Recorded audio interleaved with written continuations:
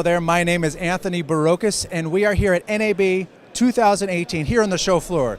Obviously, we are in the Akamai booth, and we are talking with Shane Keats. Now, Akamai has been around a long time. I remember Apple investing in Akamai way back when, and nowadays NAB is very heavy into streaming technology. People want to get out there. There's so many companies that will help you get your content out there. But I think at a certain point, your content may get out there a little bit too much or get out of control.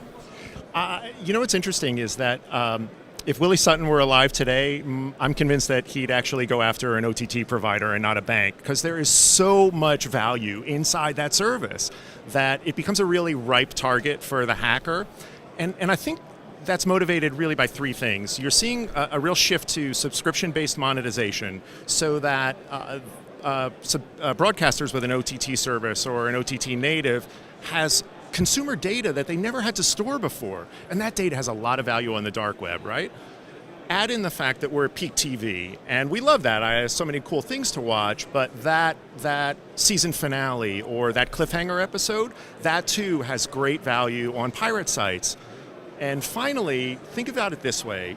We live in really politically charged times, and executive communications, those two have great value. If you're the hacker who is able to expose media communications, that's going to give you a lot of credibility. So I think the hackers are out there really looking at OTT operations as a really ripe target. And I think we've even had examples of all of that recently with the Game of Thrones episodes leaking early, or emails getting leaked, and behind the scenes communications. So there's been examples of all of that recently. In terms of like what attackers are going after, what do you see as like the lines of defense? Well, I think you have to start with what they're going after. I think that's the right question to ask. We see a lot of different attack surfaces that they're going after. One thing that's really interesting for media providers is the login page. So as people shifted to that subscription-based monetization, the bad guys hire bot armies to literally attack the login page, trying to figure out whether a user password combination will lead to this account.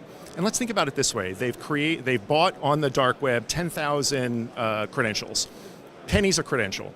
They go use a bot army to try credential abuse, credential stuffing, and every one of those that hits, every one of those that completes and turns that they can associate with that OTT service, suddenly instead of being worth pennies, is now worth dimes or quarters or even dollars, because they can extract not just the OTT subscription, but they can extract PII from that, personal identifiable information, the payment card information, name, phone number, address. It's a really profitable business.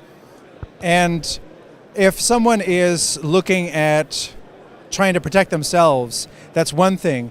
But then now with distributed content creation, it's almost like we're opening a bunch of back and side doors to the wall that we're trying to put up to protect our stuff.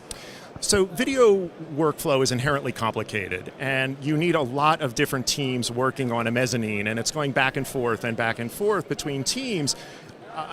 Unfortunately, that need opens up a threat from the outside, especially when you're using contractors for SNG or ENG, for example. It's not that these people are inherently risky, but one of them might lose their laptop. One of them might get their laptop compromised by malware. And the traditional way that you give that contractor or that third-party partner, workflow partner, access to the network is that they get an all-access badge. So they go in to use their CMS or whatever that they need to use, but if they're infected, you've given the hacker carte blanche to kind of walk the halls and see what else is there. So one of the tools that I think media providers need to think about is a way to limit that access. We've got a product called Enterprise Application Access, which basically limits the contractor to only the tool that they need. I think video providers need to start thinking along those lines, how to limit the kind of access that they're giving to those people. Well, I agree. I think there's a lot to, it's a new aspect of content management to think about. So I want to thank you for introducing us to it. My name is Anthony Burokas. We are here on the show floor of NAB 2018 for streaming media. Thanks for watching.